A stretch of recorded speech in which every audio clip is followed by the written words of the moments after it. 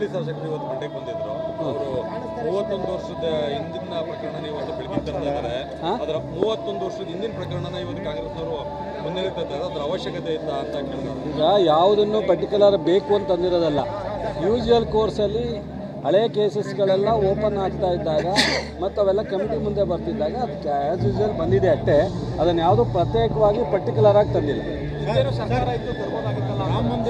ಅದೇ ಹೇಳೋದಲ್ಲ, ಹಿಂದೆ ತರಬೇಕು ಓದಿದ್ದಿದ್ರೆ ಆ ಥರ ಉದ್ದೇಶಿದ್ದಲ್ಲ, ಉದ್ದೇಶಪೂರ್ವಕ ಅಲ್ಲ. ರಾಮ ಮಂದಿರ ಉದ್ಘಾಟನೆಗೆ ರಾಜ್ಯದ ಮುಖ್ಯಮಂತ್ರಿಗೆ ಆಹ್ವಾನ ಇಲ್ಲ, ಅದು ಖಂಡನೀಯ.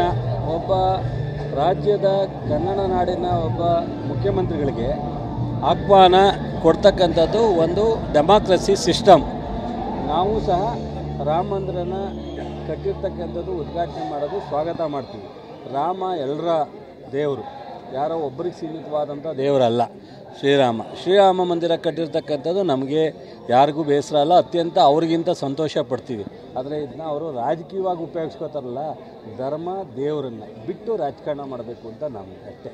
ಅವರು ಎಲ್ರಿಗೂ ಸೇರಬೇಕಾದವರು, ಧರ್ಮ ದೇವರು. ಸೊ ಅದರಿಂದ ಒಬ್ಬ ಕನ್ನಡ ನಾಡಿನ ಒಬ್ಬ ಮುಖ್ಯಮಂತ್ರಿನೇ ಕರೀಲಿಲ್ಲ ಅಂದರೆ ಅವ್ರು ಅದರಲ್ಲಿ ಎಷ್ಟು ರಾಜಕಾರಣ ಬೆರೆಸ್ತಾರೆ ಅನ್ನೋದು ನೀವೇ